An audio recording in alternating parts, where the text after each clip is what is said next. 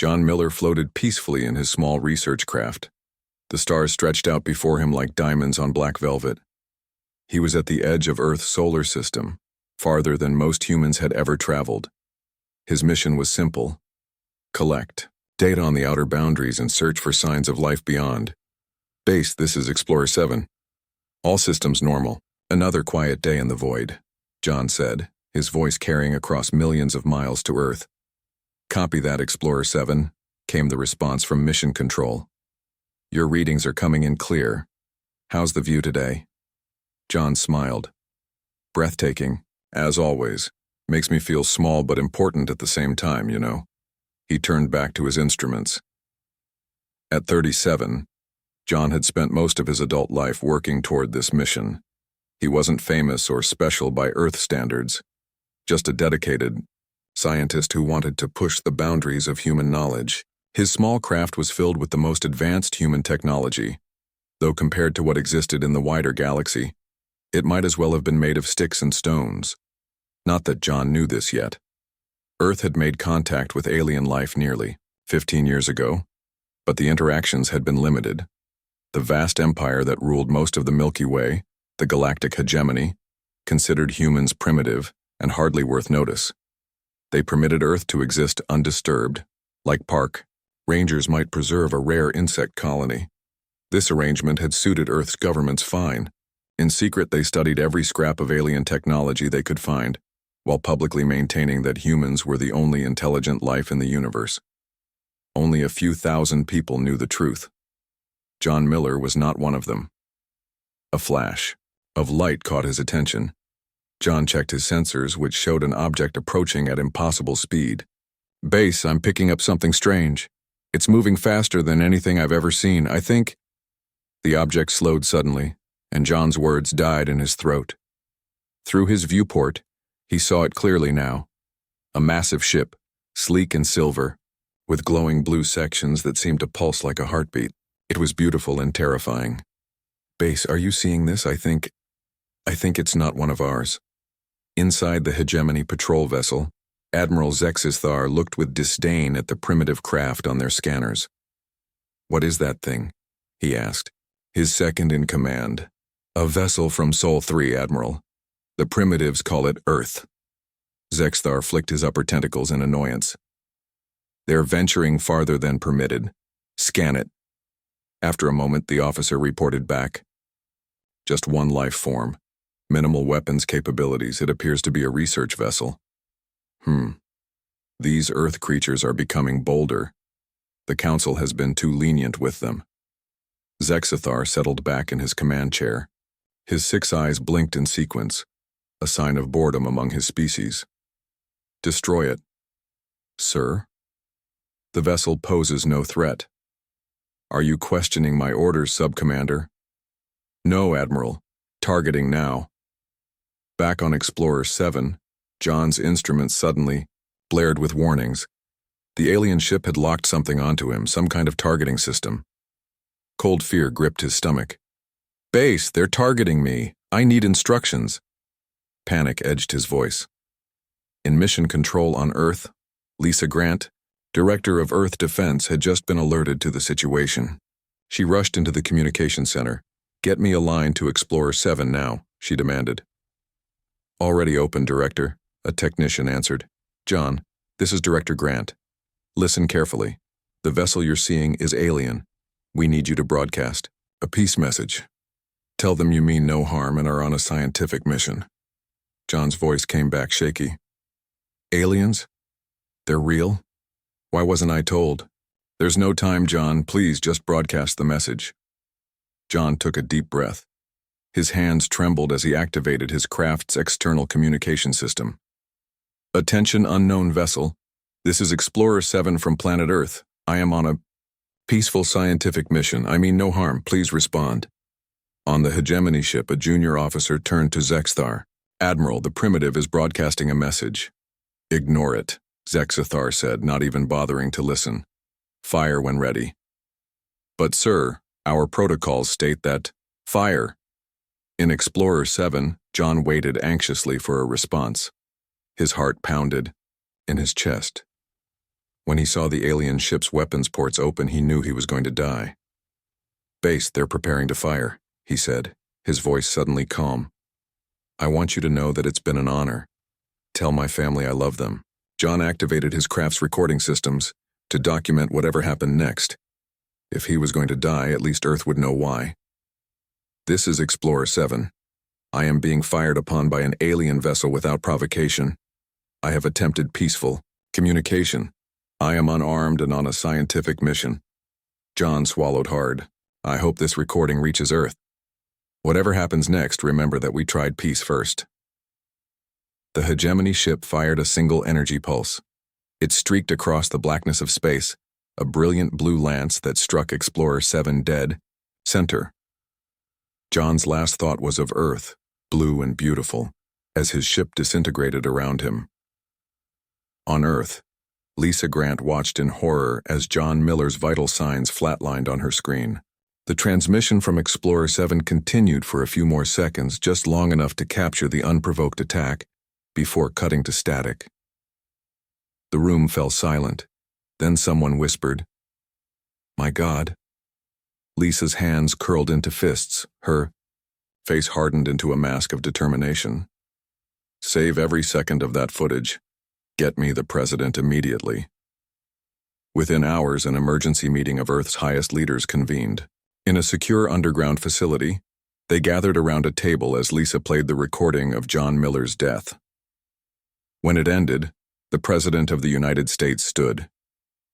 "Director Grant, what do we know about this alien vessel?" "It belongs to the Galactic Hegemony, sir. They've been observing Earth for decades. Until now, they've left us alone because they consider us primitive." "And what are our options?" Lisa exchanged a look with General Frank Adams, who nodded slightly. "Sir," she said, "it's time to reveal Project Phoenix." The room erupted in murmurs. Project Phoenix was the most classified program in human history, a decades-long effort to reverse engineer alien technology from crashed vessels that the public never knew about. "You think we're ready?"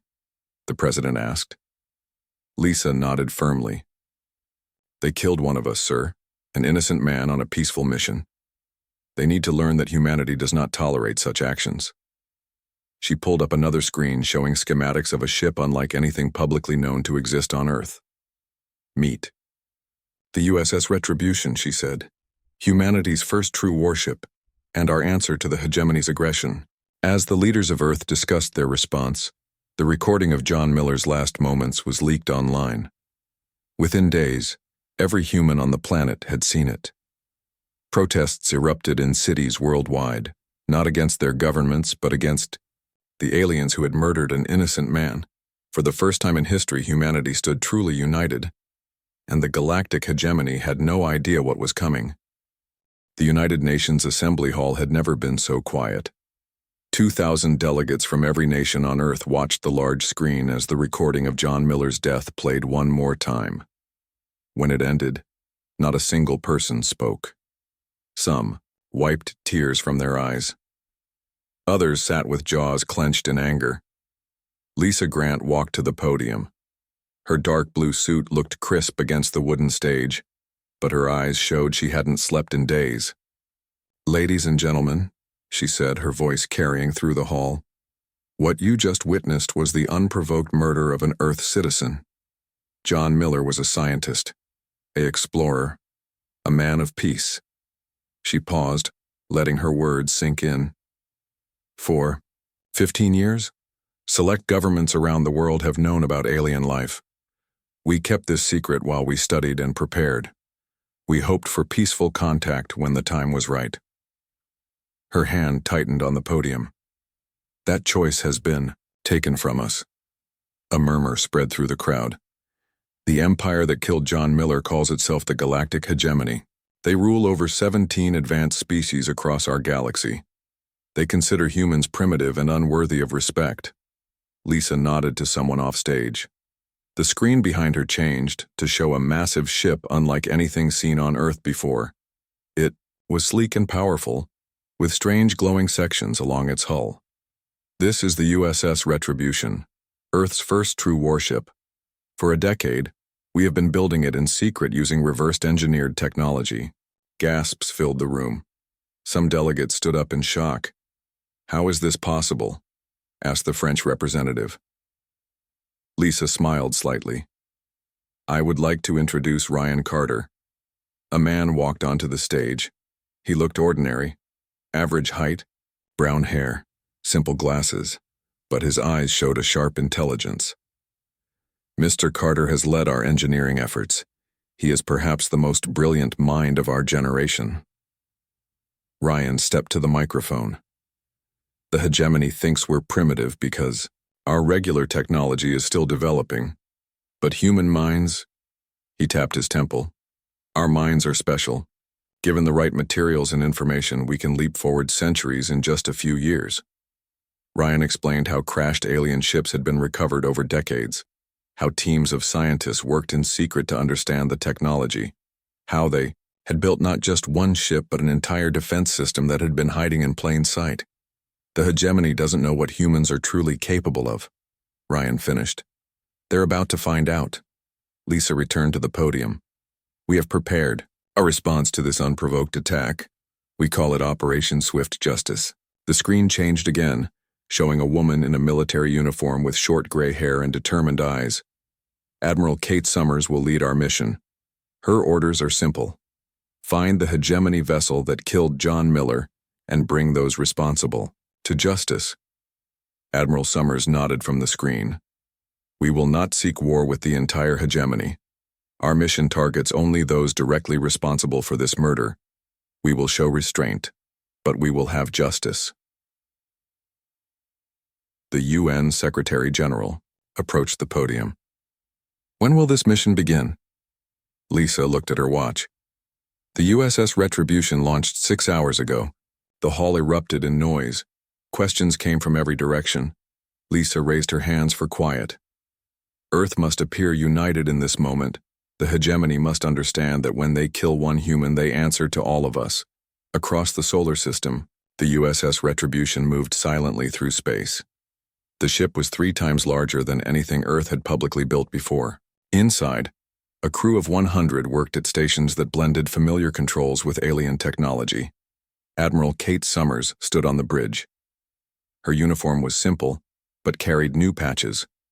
Earth Defense Force insignia that had never been seen in public before. Status report, she ordered. Her second-in-command, Captain Greg Powell, responded promptly. All systems functioning perfectly, Admiral. The Fold space drive is charged and ready. Kate nodded. Fold space technology was their greatest advantage, the ability to appear instantly at distant locations without traveling the space between. The hegemony had this technology too, but they wouldn't expect humans to have mastered it. The crew is ready, Admiral, Greg added. Everyone volunteered for this mission once they saw the recording of Miller's death. Kate walked to the main viewport. Stars stretched before them like endless possibilities. John Miller was one of us, she said quietly. He represented the best of humanity, curious, peaceful, brave. His death will not be meaningless. She turned to face the bridge. Crew, we are not seeking vengeance. We are seeking justice. Remember that distinction. We will not become like them. The navigator spoke up. Course is set to the hegemony border outpost, Admiral. We've identified the patrol route of the vessel that attacked Explorer 7. Very good. Kate returned to her command chair. All stations prepare for fold space jump, weapons to stand by only. Remember, we approach with shields up but weapons concealed. Let's see if they'll talk before we have to show our teeth. The crew moved with quick efficiency. No one spoke about the fact that they were the first humans to travel beyond the solar system in an armed vessel. No one mentioned that they were about to confront an empire that ruled most of the galaxy. They thought only of John Miller's calm voice as he faced death, trying to maintain peace until the end. Fold space drive engaging in 10 seconds, the navigator announced. Kate settled back in her chair. For John Miller, she said softly. The crew echoed her words. For John Miller. Space warped around the USS Retribution. Stars seemed to bend and stretch. Then the ship vanished from Earth's solar system. In a flash of light, the Retribution appeared near a large space station at the edge of hegemony territory. The station was surrounded by 3 battle cruisers, each 5 times the size of Earth's vessel.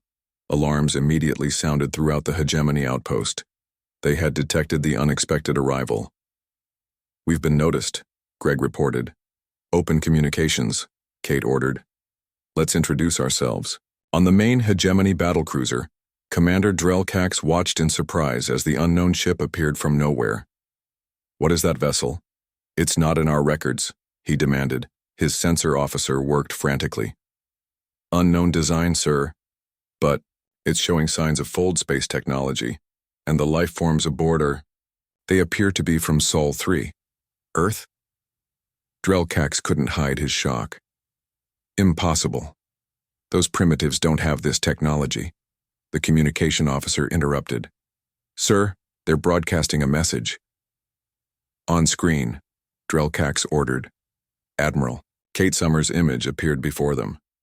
The hegemony officers stared in disbelief at the human female in a military uniform. "This is Admiral Kate Summers of Earth's Defense Force. We seek justice for the murder of John Miller, who was killed by a hegemony vessel without provocation. We demand to speak with Admiral Zexthar, who ordered this attack." Drelkax felt a chill. The humans shouldn't know Zexthar's name. They shouldn't be here at all, and they certainly shouldn't be making demands. Earth's response had begun, and the hegemony was not prepared for what would come next. Commander Drelkax stared at the human female on his screen. His forearms crossed over his chest in a gesture of superiority. "You are in restricted hegemony space," he said. "Your presence here is a violation of galactic law." Admiral Kate Summers remained calm. "And the murder of John Miller was a violation of human law. We seek only those responsible." Laughter erupted from the hegemony commander. "You primitives speak of laws? The hegemony has ruled this galaxy for 10,000 years. We do not answer to lesser species." Kate's expression didn't change. "We are not here for war, Commander. We seek justice for one man. Surrender Admiral Zexthar to us, and we will leave peacefully. Zexthar is a high-ranking official in our empire. He destroyed your little ship because it was trespassing, just as you are now." Drelkax leaned forward. "I suggest you return to your planet before we destroy you too." On the Retribution's bridge, Captain Greg Powell whispered to Kate. "They've activated weapons systems on all 3 battlecruisers." Kate nodded slightly. "Commander," she said to Drelkax, "I'll ask once more. Will you help us bring Zexthar to justice?" "This conversation is over," Drelkax replied. "You have 1 minute to retreat, or we will open fire." Kate sighed and turned to her weapons officer.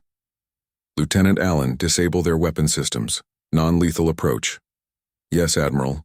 The crew worked quickly. On the tactical display, 3 small objects launched from the Retribution, moving too fast for hegemony sensors to track. "What just happened?" Drelkax demanded as warning lights flashed across his bridge. "Our weapon systems are offline," his officer reported in panic. "Some kind of targeted electromagnetic pulse. It's affecting all 3 battlecruisers." "Impossible." Drelkax slammed his fist on his command chair. "How could they?" Kate's face reappeared on his screen. "That was a demonstration, Commander. We disabled your weapons without harming your crews. We could have destroyed all 3 ships." For the first time, fear showed in Drelkax's eyes. "Now," Kate continued, "about Admiral Zexthar." The commander's voice shook slightly. This is some trick. Humans don't have this technology." "We didn't, until recently." Kate's voice hardened. "The hegemony made a critical mistake. You judged us by our public technology, not by our potential. While you ignored us, we studied every piece of alien technology we could find." Greg handed Kate a datapad. She glanced at it and nodded. "We know Zexthar is not at this outpost," she said, "but you can relay a message. Tell your leaders that Earth demands justice for John Miller. We will not rest until we have it." Before Drelkax could respond, Kate gave another order. "Lieutenant Allen, demonstrate our second capability." The lieutenant pressed a sequence of controls. Suddenly, communication screens throughout the hegemony station displayed the same image. John Miller's death, recorded from his ship. How are you doing this? Drelkax gasped. You've hacked our secure network. For decades, you thought we were blind to your presence, Kate explained. But we've been watching, learning. Your encryption methods are impressive, but human hackers are more creative than you anticipated. On Earth, Lisa Grant stood in the control center, watching the confrontation through the Retribution's feed. Ryan Carter worked nearby, monitoring the ship's systems from across the vast distance of space. They've taken the bait, Ryan said. While they're distracted by our ship, our cyber teams are already inside their network. Lisa nodded. Begin Phase 2. At her command, dozens of specialists began working at terminals around the room. They had prepared for this moment for years. Activating sleeper codes now, the lead programmer announced, across the galaxy.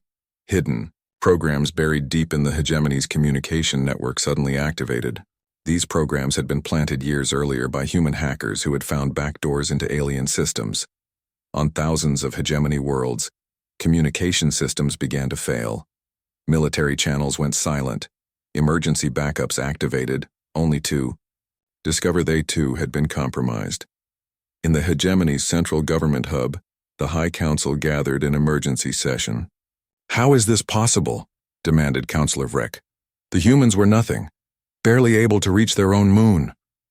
Chief Intelligence Officer Mazrek looked grim. It seems we greatly underestimated them. They've been infiltrating our systems for years. Our latest reports show their vessel at the border outpost has technology that should be centuries beyond their capability. One ship is not a threat to the hegemony, another counselor said. It's not just one ship. Mazrek displayed a hologram, showing communication outages spreading across hegemony space like a virus. They've somehow infected our entire network. Military communications are compromised. Defense systems are failing across 17 sectors. The council chamber fell silent. And there's more, Mazrek continued. They're broadcasting something on all channels, overriding our controls. He activated a screen. The council watched in horror as John Miller's death played on repeat, now with translation in all hegemony languages. Below the video was a simple message. Justice for John Miller. Earth demands Zexthar. Back at the border outpost, Admiral Kate Summers watched as confusion spread through the hegemony forces.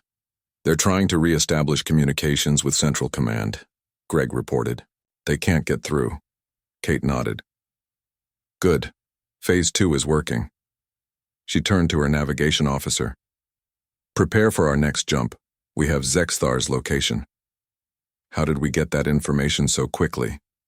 Greg asked quietly. Kate smiled slightly. We've had it for days. Earth has been monitoring hegemony communications since John's death. We know exactly where Zexthar is. The Retribution's engines hummed as they prepared for another fold space jump.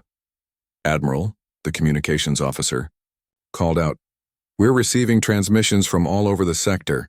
Non-hegemony ships are contacting us. Put it on screen, Kate ordered. The main display filled with alien faces from various species. They looked nothing like the hegemony leadership. You are from Earth? Asked one alien with blue skin and large eyes. You stand against the hegemony? We seek justice for one of our own, Kate replied. The alien nodded. We have seen your broadcast. For centuries, the hegemony has oppressed many worlds. If you truly have found their weakness, Kate understood immediately. You want to join our fight? We want freedom, another alien responded. Your John Miller is not the first innocent killed by the hegemony, but perhaps he will be the last. Commander, Drelkax watched helplessly as the human ship prepared to depart. His superior officers couldn't be reached. His weapons were offline, and now, to his horror, he saw previously subjugated species making contact with the humans. One small death had started something that might unravel the entire empire. The USS Retribution vanished in another fold space jump, heading directly for Zexthar's location, while behind them the first sparks of rebellion began to spread through the stars. Admiral Zexthar paced nervously in his private quarters on his homeworld of Vexus Prime. Reports from across the hegemony told of communication failures and growing unrest. The name John Miller was spreading like fire through the stars. Single human, he muttered to himself. How could one insignificant death cause this? His personal communicator chimed. Admiral, urgent news, said his aide. The human ship has been located. It's heading directly for Vexus Prime. Zexthar froze. How do they know where I am? Unknown, sir. But they're moving fast. The High Council is demanding you appear before them immediately. Zexthar had served the hegemony for 200 years. He had destroyed countless ships and never faced consequences. But now for the first time he felt fear.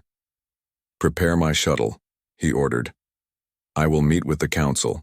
On the USS Retribution, Admiral Kate Summers studied the information about Vexus Prime. The planet was a hegemony stronghold with powerful defenses. We can't just fly in and grab him, Captain Greg Powell said. Even with our technology, their planetary defenses could destroy us.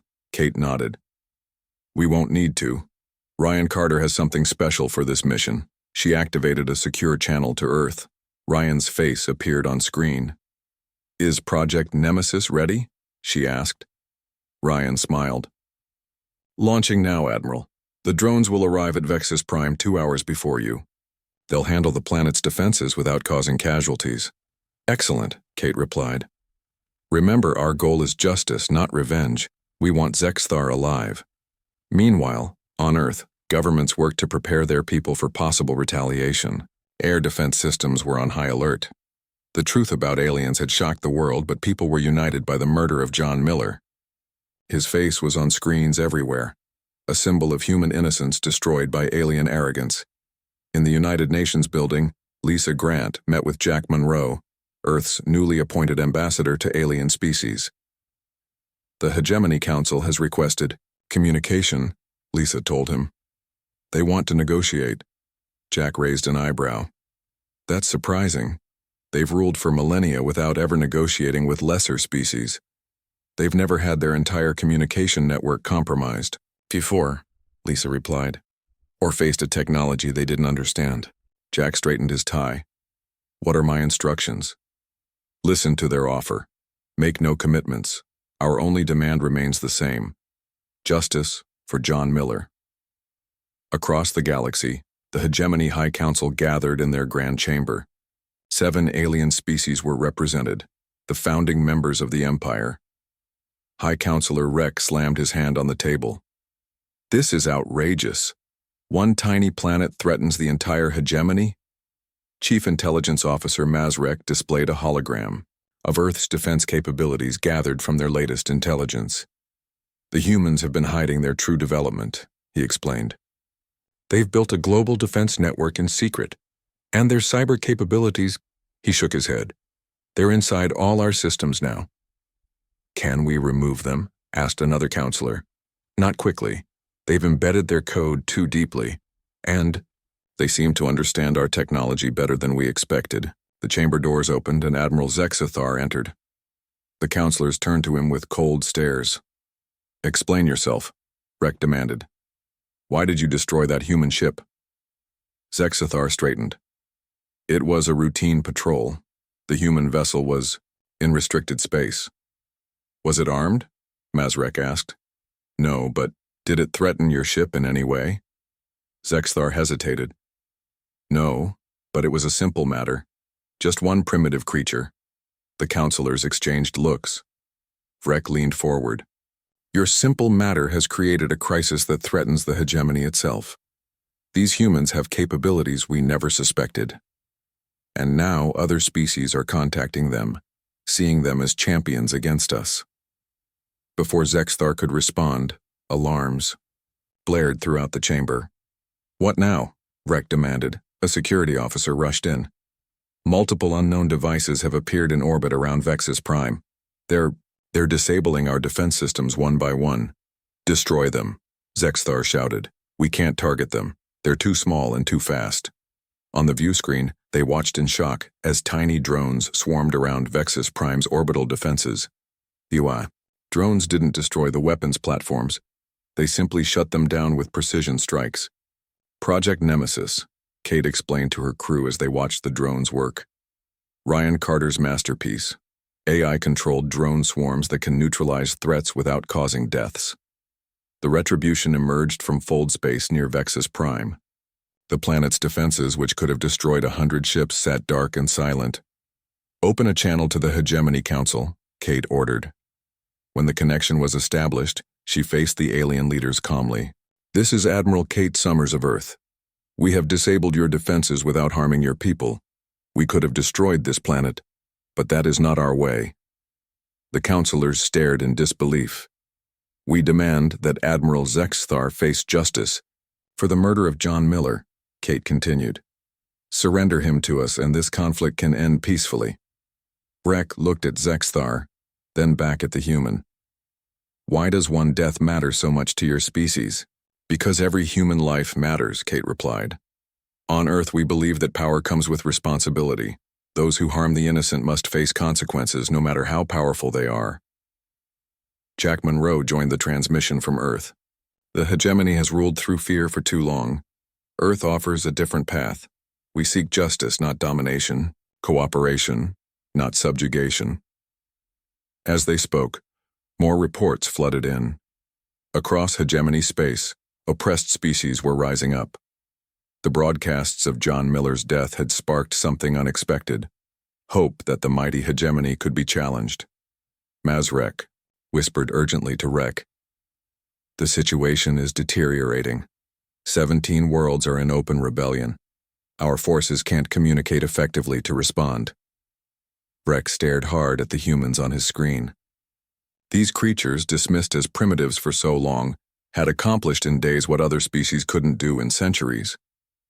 "If we surrender Zexthar," he asked, "what then? Will you help us restore order?" Kate looked to Jack, who nodded.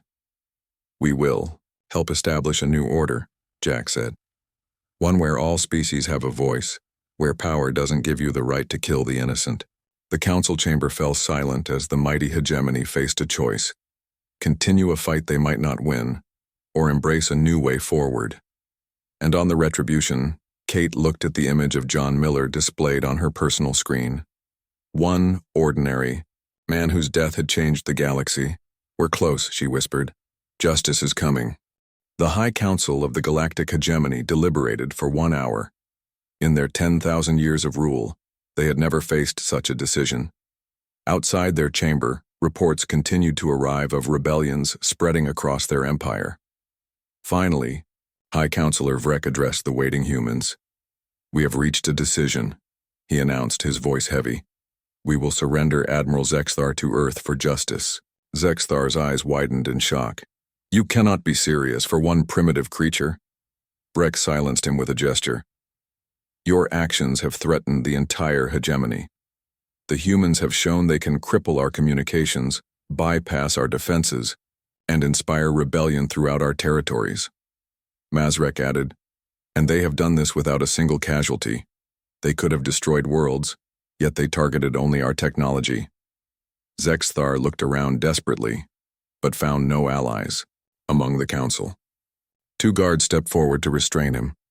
On the USS Retribution, Admiral Kate Summers nodded gravely. "We accept your decision. A shuttle will arrive to transport the prisoner." As preparations were made, Kate received an urgent message from Earth. Lisa Grant's face appeared on her private screen. "Admiral, we have a problem," Lisa said. "Our long-range sensors have detected a massive hegemony battle fleet heading toward Earth. They launched before our cyber attack disabled their communications." Kate's expression remained calm, but her eyes hardened. "How long until they reach Earth?" 12 hours. It's their Supreme Commander's personal armada. Almost 50 ships. They're making one last attempt to crush us, Kate realized. The Council may have agreed to surrender Zexithar, but the Supreme Commander is acting independently. Lisa nodded. "Can you return in time?" "Not with our prisoner, but Earth isn't defenseless. Activate Professor Wright's system." Lisa looked surprised. "You're sure? We haven't tested it fully." "Now we'll see if her theory is correct," Kate replied with a slight smile. On Earth, Professor Olivia Wright stood in a massive underground control center. At 65 years old, she had spent most of her life studying alien technology and developing theories about human evolution. "Activate the Aegis system," she ordered her team. "Global coordination in 5 minutes." Around the planet, hidden installations powered up. What appeared to be ordinary weather stations, communication towers, and satellites revealed their true purpose. Each was part of an integrated planetary defense system. Professor Wright turned to Lisa Grant. My theory is that humans evolved differently than other species in the galaxy. Our planet's high gravity, intense radiation, and extreme environment forced us to adapt more quickly and think more creatively. Lisa watched as status indicators turned green across the global map. And that's why we were able to reverse engineer their technology so quickly? Exactly, Olivia nodded. The hegemony species all evolved on safer, more stable worlds. They advance steadily but slowly. Humans leap forward in bursts of innovation, especially when threatened. The Supreme Commander's fleet emerged from fold space near Earth's moon. 50 warships, each capable of devastating an entire continent. They formed a battle formation and began moving toward the blue planet. Supreme Commander Drex viewed Earth on his main screen. Such a primitive world, he sneered. They think they can challenge the hegemony? We will make an example of them. His weapons officer awaited the command to fire. But before Drex could give the order, thousands of small objects rose from Earth's surface and atmosphere. What are those? Drex demanded. Unknown, Supreme Commander. They appear to be drones of some kind. The objects surrounded the hegemony fleet, moving with impossible speed and coordination. Suddenly, ship after ship lost power as the drones attached to key systems and disabled them. Impossible! Drex slammed his fist down. How can they? His own flagship shuddered as its engines shut down. Emergency systems activated, keeping life support functioning, but weapons and propulsion were dead. On the main screen, a human female appeared. Professor Olivia Wright looked calmly at the alien commander. Your fleet has been neutralized, she stated simply. No lives have been lost. Your ships remain intact, but you will not threaten Earth. Drex snarled in fury. You cannot defeat the hegemony. We have ruled the galaxy for millennia. And perhaps you will continue to do so, Olivia replied. But not through fear. Not through destruction of those you consider beneath you. Jack Monroe joined the transmission. The High Council has already agreed to our terms. Admiral Zexthar has been surrendered to face justice for killing John Miller. One death, Drex shouted. You risk everything for one death? Jack nodded solemnly. Yes, because that is who we are. Every human life matters. And now, every life in the galaxy must matter too. 3 days later, Admiral Zexthar stood before a combined court of human judges and representatives from the Hegemony Council. The trial was broadcast across Earth and throughout the galaxy. Evidence was presented. The recording of John Miller's final moments was shown again. Zexthar offered no defense beyond claiming his right as a superior being to end a lesser life. The verdict was swift and unanimous. Guilty of murder. The sentence, however, surprised many. Zexthar would not be executed.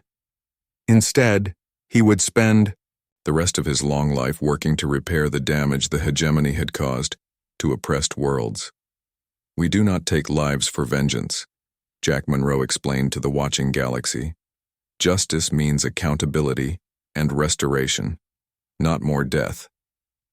1 month after John Miller's death, representatives from 27 species gathered on Earth to sign the Galactic Charter. The hegemony would be transformed into a cooperative alliance where all species had equal standing. Kate Summers stood with Lisa Grant and Ryan Carter at a memorial ceremony for John Miller.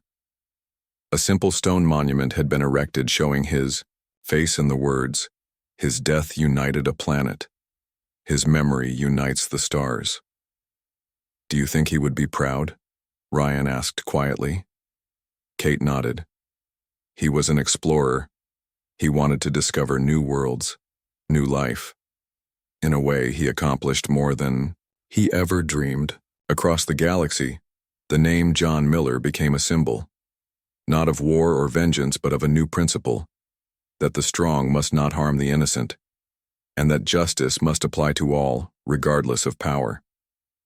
On thousands of worlds, beings looked up at the stars with new hope. A single human death had changed everything. Earth's vengeance had been swift, but its greatest victory wasn't destruction. It was transformation. And on distant planets, children of many species learned the story of John Miller, the human whose death had brought a new dawn to the galaxy.